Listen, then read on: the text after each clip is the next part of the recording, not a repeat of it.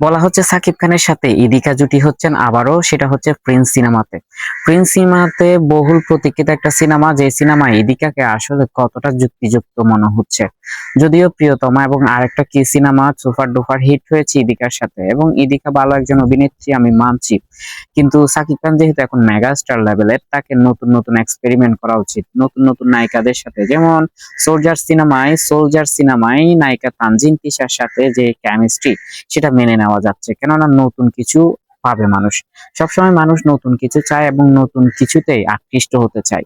সেক্ষেত্রে একঘেয়েমি লাগবে ইদিকা সাকিব জুটি, কেননা আগে জুটি পতা প্রচলন থাকলেও এখন মানুষ ভিন্নতা পছন্দ করে। আজকে একরকম, কালকে একরকম, পরশু একরকম। সেই ক্ষেত্রে অনেকেই তো বাংলাদেশের অনেক নায়িকা আছে নামকরা, তাদের কথা বলছেন। যদিও বুবলি অপু বিশ্বাস এই মুহূর্তে সম্ভাবনা নেই সাকিব খানের সাথে সিনেমা করার। চাইতেও ব্যতিক্রম হতো যদি পাকিস্তানি কোনো একজন অ্যাক্টরকে নেওয়া যেত সাকিবের বিপরীতে। সেটা হতে পারতো সাজাল আলী। সাজাল আলী অসাধারণ একজন অভিনেত্রী, পাকিস্তানে মানে এত জনপ্রিয়, সেই সাথে ওয়ার্ল্ড ওয়াইড তিনি জনপ্রিয়। সাজাল আলী যেমন সুন্দর তেমনই অভিনেত্রী, এবং তার প্রত্যেকটা জিনিস এত ভালো লাগে। তিনি নাটক সিনেমা দুই জায়গায় সমান তালে এখনো দাপটের সাথে অভিনয় করে যাচ্ছেন।